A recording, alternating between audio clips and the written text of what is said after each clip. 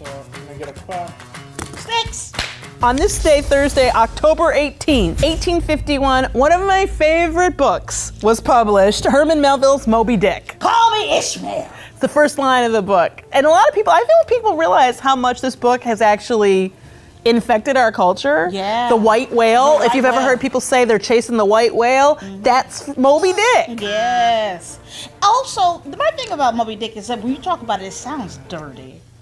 Okay, but it's not. But it sounds. And in fact, I think that wasn't the original title. It was called The Whale. Yeah, the great whale or the white whale or something like that. And they changed it to Moby Dick, which, you know, at that time I think wasn't controversial. Yeah. But I think dirty-minded people like you later made it controversial and weird. But here's the thing. If you have never read Moby Dick, sit down, take the time, read it. It's great. Because it's great. It's about obsession. Yeah. And how obsession can kill you.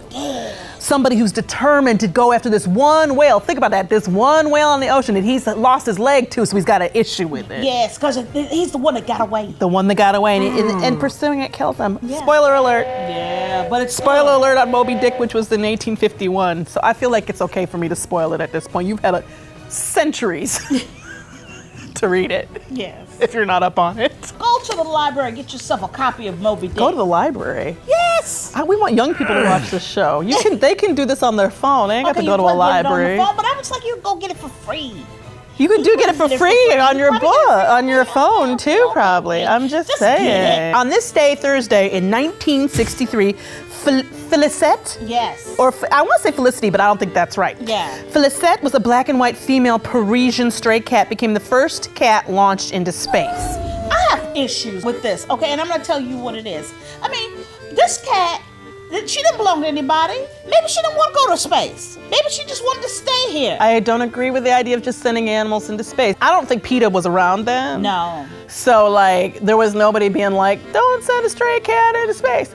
But I feel like if you're not confident enough in your rocket abilities to put yourself in it, then you should not be sending other living things. Like send a plant. Yes. Also, if you gotta send something and see if it dies. Also for me, I'm like, cats don't, I can't imagine a cat in space. I think it's better.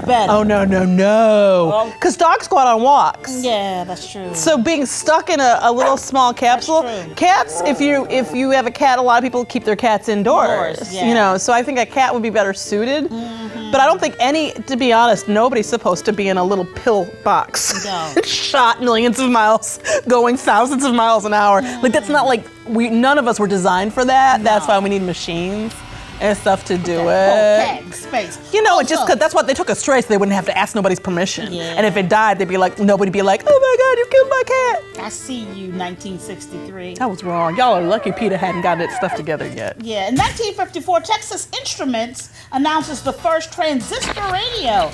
So that's like probably a radio you could just carry around with you. Yeah, that was the pre-boombox. Yeah, radio. Because before that, radios were like big. They were like pieces. My grandparents had one. There was like a big piece of furniture. It was huge. You almost had to like go on the roof and plug it in. Like it was like huge, right? So then being able to carry around radio, like your husband still does that. Yeah. Her husband's very old.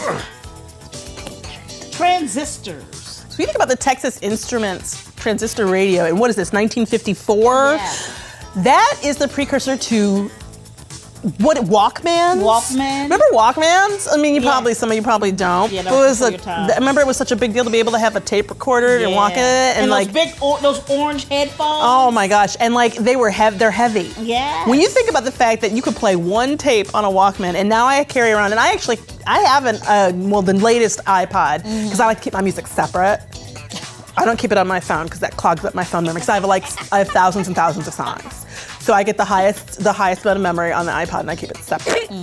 And seriously, like you could only listen to that one tape. I know. Or you had to make a mixtape. Yeah, and now we just stream music on our phones. I mean, you listen to 10,000 songs. Yeah. Can you imagine back in the day? You had those were the 16 songs you had. If you lost all your music, that was the only music you had, that one tape. You better really like, what's her name? Let's get physical. No, Olivia Newton-John. You better love Olivia Newton-John, because that's the only tape you had.